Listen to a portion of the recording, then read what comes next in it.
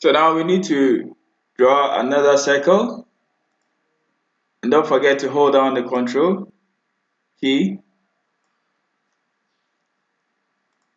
Change the dimensions to 80 by 80 millimeters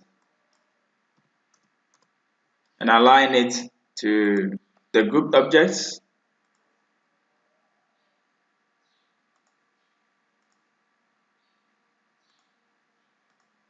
Now draw a rectangle over our circle and change the height of the rectangle to 40 millimeters and align it also to the circle. Don't forget you hold down shift and select add the circle.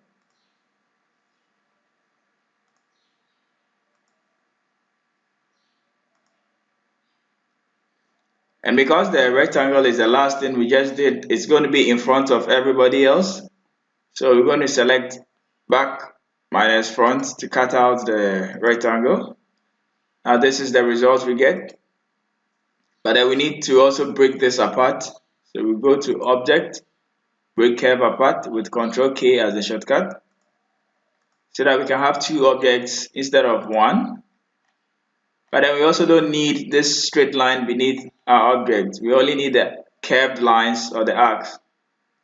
So with the Shape tool, you select the node over here, right click, you break it apart, select the node for the bottom part, right click and delete, so that we can have just the arc.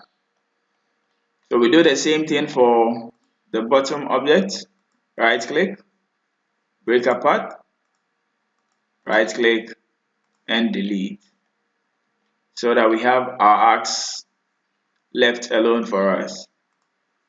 Now we need a set of circles.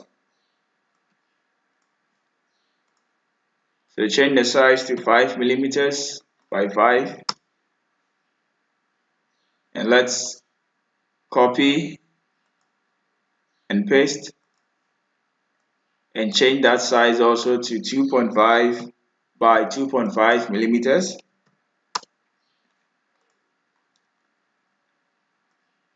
Now select the two small circles and go to Effect and open up the blend options, which opens up to the right part of your screen.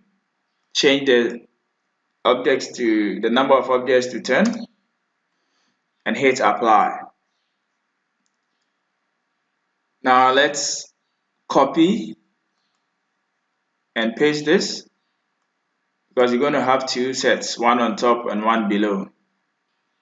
So with this selected, we go to our path properties and select new path, which gives us an arrow.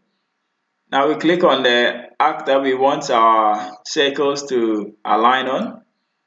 Realize that all our circles are bumped up at one area, so we make sure blend along full path is checked and we hit apply, and our circles are beautifully distributed and aligned along the path.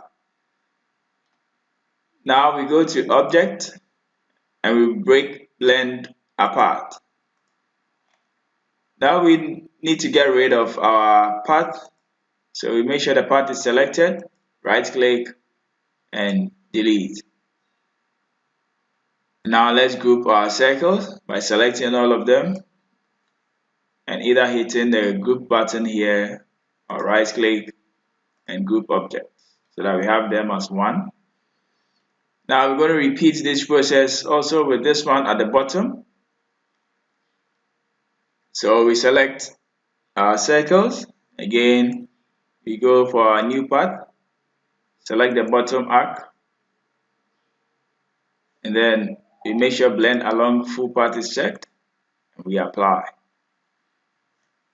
Again we break our blend group apart,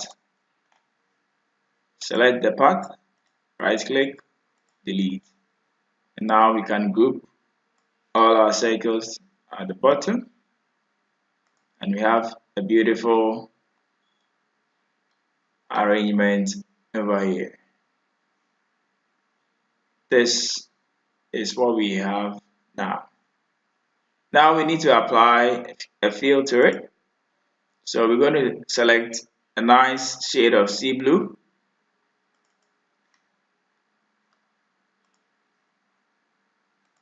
So we go for this and take away the outline color.